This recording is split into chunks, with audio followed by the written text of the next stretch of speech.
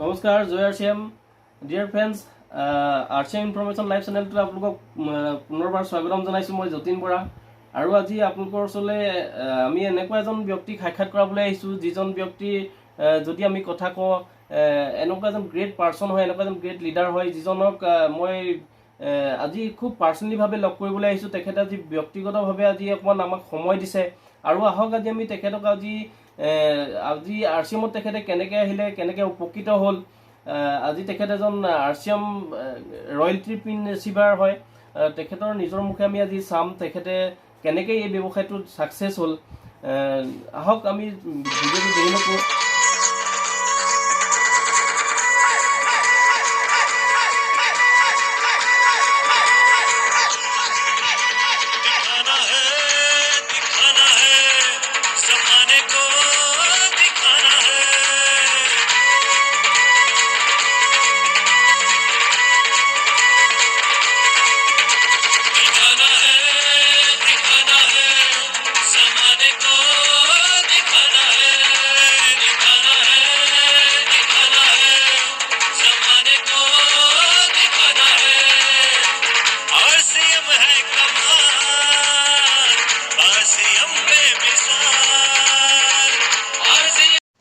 Sir আপোনাক আৰচিএম information live চেনেলটোলৈ আপোনাক স্বাগতম জনাইছোঁ আপুনি ইমান ব্যস্ততাৰ মাজত আমাক ইমানকণ সময় দিছে সৰ্বপ্ৰথমে ছাৰ আপোনাৰ পৰা জানিব বিচাৰিম আপোনাৰ পৰিচয়টো আপুনি কোন জেগাৰ পৰা বিলং কৰে আৰু পৰিচয়টো আমাৰ ভিউৱাৰ্ছসকলক জনাওক আজি মোৰ নাম ৰত্নেশ্বৰ হাজৰিকা হয় মোৰ ঘৰ তিতাবৰ চুঙি অঞ্চলৰ চাংচোৱা গাঁৱৰ পৰা মই বিলং কৰোঁ আৰু ছাৰ আপুনি যে এই ব্যৱসায়টোলৈ আহিলে কিমান চনত আপুনি এই ব্যৱসায়টোলৈ আহিলে আৰু অহাৰ আগত ছাৰ আপুনি কি কামৰ লগত জড়িত হৈ আছিলে মই 2000 চনত এই ছিষ্টেমৰ লগত জড়িত হৈছোঁ আৰু তাৰ আগতে মই তামোল পাণৰ ব্যৱসায় কৰিছিলোঁ হয় আজি মই চাইকেলত নগাঁও বা ৰাজাবাৰ গমাৰিৰ পৰা তামোল আনি চাইকেলত লৈ গাঁৱে গাঁৱে বা ঘূৰোঁতে ঘূৰোঁতে তামোল দি মই ঘৰখন চলাই আছিলোঁ হয় ছাৰ আপুনি কি দেখি পেলাই আপুনি আৰচিএম ব্যৱসায়টো চইচ কৰিলে আৰচিএম মই দুটা কাৰণত চইচ কৰিছিলোঁ প্ৰথমটো স্বাস্থ্য এতিয়া ধৰক স্বাস্থ্যটো আমাৰ নিৰ্ভৰ কৰে খোৱা বোৱাৰ ওপৰত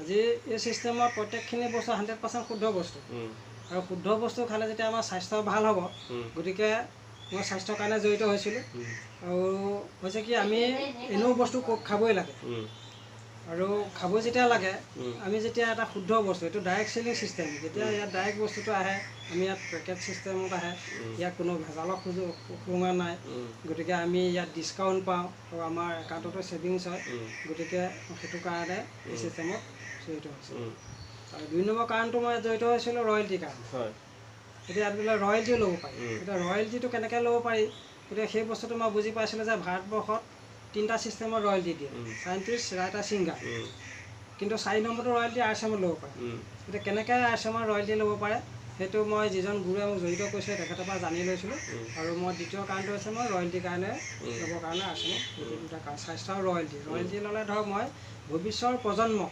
সুৰক্ষিত কৰি থৈ যাবৰ কাৰণে ছাৰ এতিয়া আপুনি আৰচিএমৰ ৰয়েলটি গ'ল্ড পিনত আপোনাৰ কেনেকুৱা ধৰণৰ আপোনাৰ আজি ডেটত আপোনাৰ ছাৰ অনুভৱ হয় আপোনাৰ আপুনি যে ৰয়েলটি পাৰ্চন হয় আপোনাৰ অনুভৱটো আমাৰ ভিউৱাৰ্ছসকলক জনাওক আজি চাওক মই অলপ আগতে কৈছোঁ যে ৰয়েলিটি ভাৰতবৰ্ষত 3টা বিভাগত পায় হয় সাইণ্টিষ্ট ৰাইটাৰ ছিংগাৰ এই 3টা বিভাগত মই এটাতো নাই আৰু হোৱাৰো মোৰ সুযোগ নাই কাৰণ মোৰ 47 ইয়েৰ্ছত মই এই ছিষ্টেমত জড়িত হৈছোঁ তেতিয়াহে বুজিছোঁ মই ৰয়েলটি কথাটো যে ৰয়েলটি ভাৰতবৰ্ষত 3টা বিভাগত পায় গতিকে সেই 3টা বিভাগত মই এটাতো নাই আৰু মোৰ লোৱাৰ বয়সো নাই কাৰণ মোৰ বয়সো গ'ল কাৰণ 47 ইয়েৰ্ছত ৰয়েলটি লোৱাৰ কোনো সুযোগ নাই এই ছিষ্টেমত গতিকে এই ছিষ্টেমত যেতিয়া আৰচিএমত ৰয়েলটি ল'ব পাৰে কোনো বয়সৰ কথা নাই গতিকে আজি মই সেইকাৰণে ৰয়েলটিটো ভালকৈ বুজি লৈ এই ৰয়েলটিটো ল'বৰ কাৰণে মই লাগিলোঁ আকৌ আৰু ইয়াত কষ্ট কৰিব লাগিব আৰু কি কৰিব লাগে কেনেকৈ কৰিব লাগিব সেইখিনি মই মোৰ গুৰুৰ পৰা জানি ল'লোঁ গুৰুৱে ক'লে যে ইয়াত ছিষ্টেমৰ ফ্ল' কৰিব লাগে ছিষ্টেম মানিব লাগিব ছিষ্টেমৰ বাহিৰত কাম কৰিলে আপুনি আগবাঢ়িব নোৱাৰিব প্ৰত্যেকটো বস্তুৱে ছিষ্টেম থাকে যি কামেই নকৰক আপুনি ছিষ্টেম থাকে গতিকে আজি ঘৰ এটা যদি আপুনি বনাবলৈ লয় আপুনি বাউণ্ডেৰীটো কিমান ডাঙৰ ঘৰ বনাব, ফুট টিঙৰ ঘৰ হেৰি টিং লগাব, সেইমতে মাউলি লাগিব। তেনেদৰে প্ৰত্যেকৰ ছিষ্টেম আছে। সেই ইয়াৰো ছিষ্টেম মানি যদি আপুনি কাম কৰে, মই ছিষ্টেম মানি কাম কৰিছোঁ। কাম কৰি পেলাই মই আজি ৰয়েলটি লৈ বহুত আনন্দ লাভ কৰোঁ। কেলৈ আজি এইটো বয়সতো মই আজি মোৰ বডিটোৰ দিনত যিটো কাম কৰি থৈ যাম, সেই কামৰ বিনিময়ত মই নেক্সট জেনেৰেশ্যনে মোৰ ইনকামটো পাই থাকিব।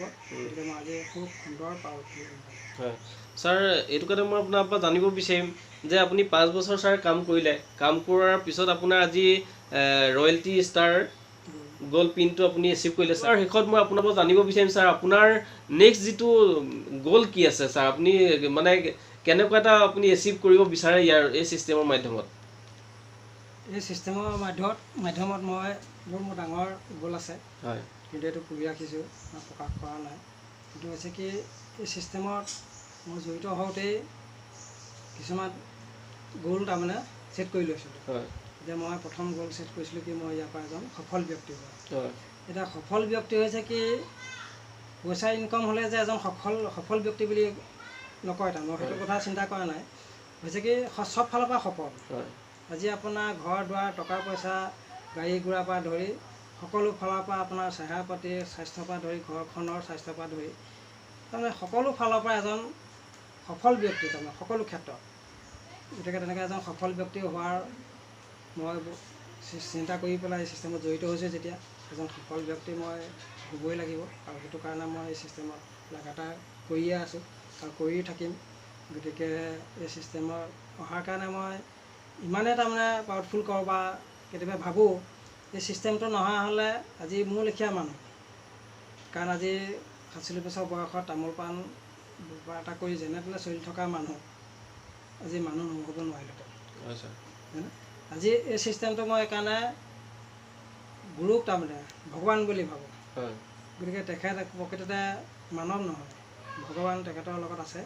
গতিকে তেখেতে এনেকুৱা এটা সুন্দৰ ছিষ্টেম অনাৰ বাবে আমাৰ লেখীয়া একদম ক্ষুদ্ৰ ক্ষুদ্ৰ মানুহবিলাক আজি হিৰ' হোৱাৰ এটা সুযোগ কিন্তু অন্য ক'তো নাই।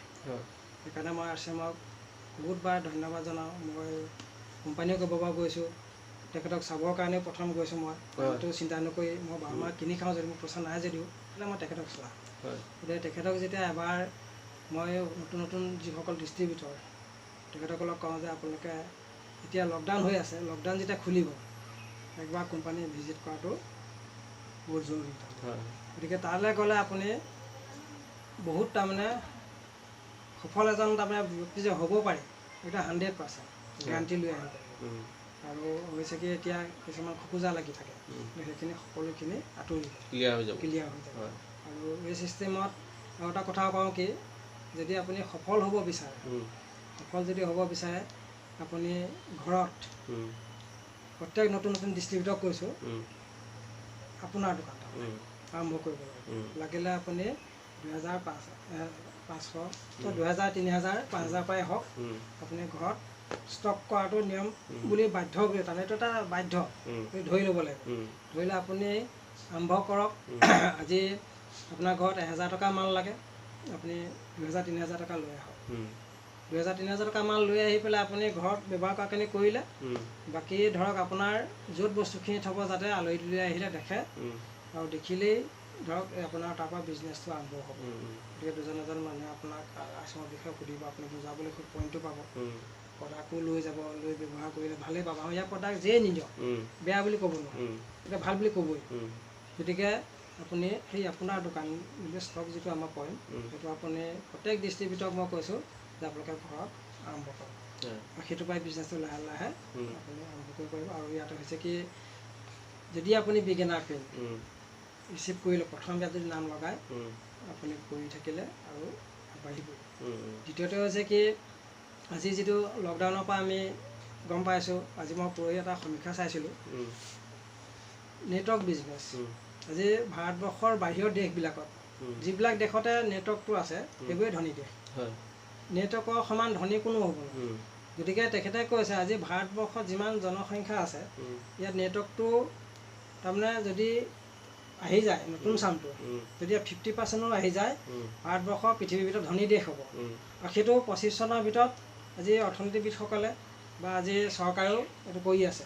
গতিকে আজি এই ডাইৰেক্ট চেলিং ইণ্ডাষ্ট্ৰি এটা আহিবলগীয়া যুগত তাৰমানে ডাইৰেক্ট চেলিঙৰ বাদে অন্য নহয়, ডাইৰেক্ট চেলিঙে চলিব।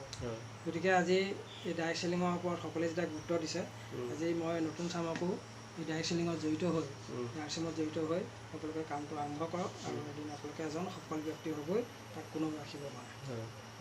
জানিব বিচাৰিম ছাৰ, RCMত তেনেকুৱা কিবা শ্বৰ্টকাট আছে নেকি যে সোনকালে খুব তেওঁ কেনেকুৱা ধৰণৰ কাম কৰি যাব লাগিব?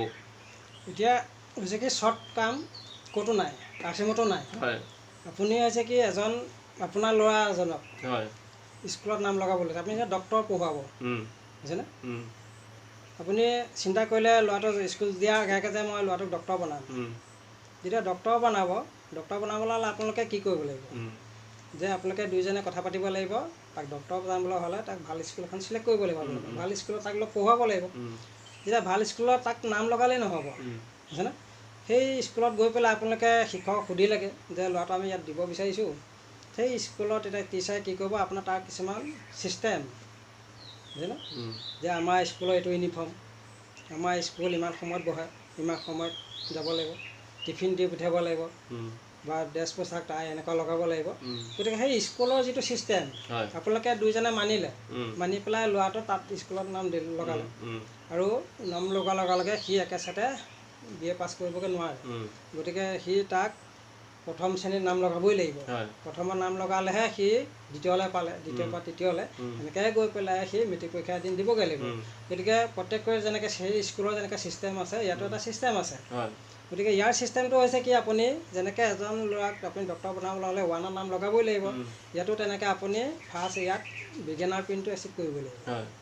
যেনে আমাৰ ইয়াৰ ফাৰ্ষ্ট পিনটো হৈছে বিগিনাৰ পৰা ডায়মণ্ডলৈকে আছে, ষ্টাৰ ডায়মণ্ডলৈকে আছে।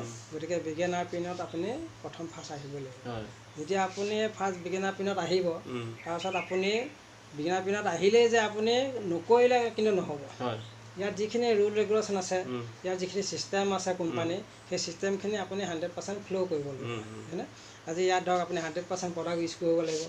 আপুনি ধৰক ইয়াত আপুনি লিষ্ট মেকআপ কৰিব লাগিব, ড্ৰেছ কোড মেইনটেইন কৰিব লাগিব। আৰু যেতিয়া আপুনি এটা ৰয়েলটি হিচাপত যাবলৈ বিচাৰিছে, কিন্তু প্ৰথম হৈছে কি আপুনি নিজক সজাই ল'ব লাগিব। যেতিয়ালৈকে আপুনি নিজক নসজায়, নিজক পৰিৱৰ্তন নকৰে, গতিকে আপুনি কিন্তু আনক পৰিৱৰ্তন কৰিবগৈ নোৱাৰিব। গতিকে আপুনি ইয়াত কোনো শ্বৰ্টকাট নাই, কিন্তু ইয়াত মেক্সিমাম 5 বছৰ আপুনি ধৈৰ্য ধৰিব কৰিব লাগিব। গতিকে যদি আমি তাতকৈ যদি আপোনাৰ 2 বছৰ 3 বছৰত লাগে, আজিকালি লোৱা পাইছোঁ, কিন্তু আপুনি 100% আপুনি ফুল টাইম কৰিব লাগিব আৰু আপুনি কষ্ট হ'ব, খুব নলেজ ল'ব লাগিব। আৰু ইয়াত হৈছে কি প্ৰত্যেকটো প্ৰডাক্টতে আপুনি দেখিছোঁ knowledge is equal to money. আপুনি যিমান নলেজ বাঢ়িব আপোনাৰ ইনকম বাঢ়িব। গতিকে নলেজটো ল'বই লাগিব। ইয়াত নলেজ কি ল'ব লাগিব, প্ৰডাক্টৰ নলেজ ল'ব লাগিব, ছিষ্টেমৰ নলেজ ল'ব লাগিব। আপুনি ইয়াত মাৰ্কেট ছিষ্টেমটো কেনেকুৱা, কমিশ্যন চেলেক্ট কেনেকুৱা, 1-to-1 প্ৰগ্ৰেম, হোম প্ৰগ্ৰেম, গতিকে মিটিং ছেমিনাৰত আপুনি মানুহ বহাবগৈ লাগিব।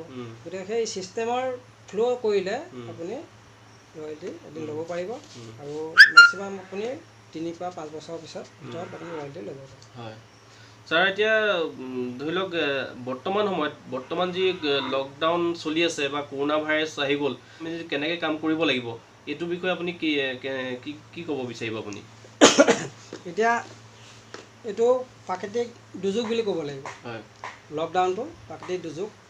গতিকে আজি 2020 চনটো গোটেই বিশ্ববাসীৰ বাবে, অকল আমাৰ অসম বা ভাৰততে নহয়, গোটেই বিশ্ববাসীৰ বাবে এটা দুৰ্যোগ আহিছে। গতিকে এই দুৰ্যোগৰ মাজত আকৌ আমাৰ কিছুমান সুযোগো আহি যায় হয়নে? আজি সুযোগো আহি যায়।